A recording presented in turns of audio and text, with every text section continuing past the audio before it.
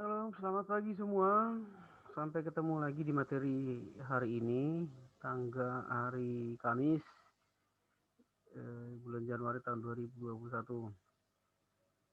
Oke, kembali kita di dalam pelajaran pendidikan agama Kristen dan budi pekerti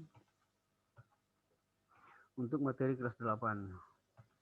Oke, pastikan semua sudah siap, bawa buku catatan, buku elektronik, e-book atau agama, kemudian Alkitab.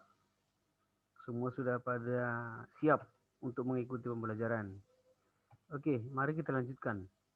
Judul materi kita hidup berpengharapan. Bacaannya di dalam 2 Korintus pasal 4 ayat 8, Ibrani 6 ayat 19 sampai 20. Oke ya. Terdapat di bab kedua, hidup berpengharapan, buku yang sudah kita pakai. Nah, yang pertama adalah pengertian hidup berpengharapan.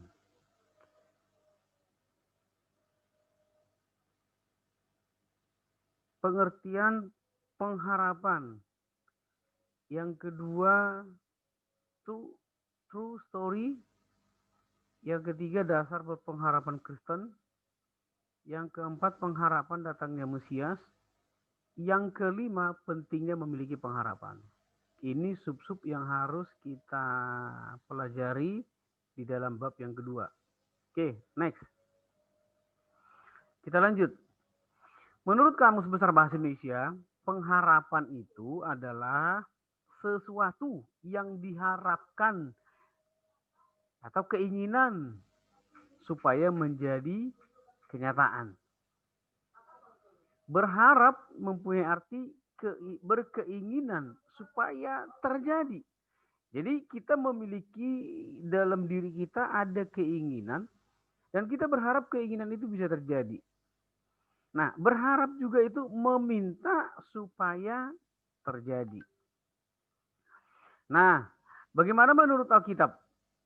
Pengharapan mencakup hal yang lebih dari sekedar keinginan atau harapan akan sesuatu, sebab Alkitab berbicara tentang pengharapan yang berhubungan dengan masa depan dan erat berhubungan dengan janji-janji Allah. Jadi kalau berbicara tentang pengharapan dalam konteks Alkitab, berarti hubungannya dengan janji Tuhan.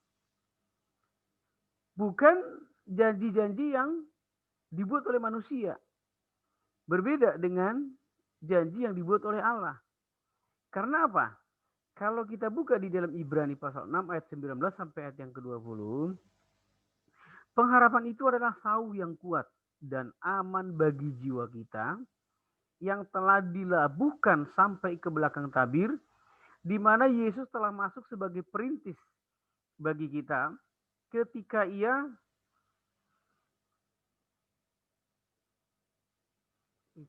mundur dulu sedikit ini sambil kita ketika ia menurut peraturan Melkisedek menjadi imam besar sampai selama-lamanya. Itu Ibrani pasal 6 ayat 19 sampai 20. Nah, supaya lebih dalam lagi, apa sih pengharapan itu di dalam bahasa Yunani?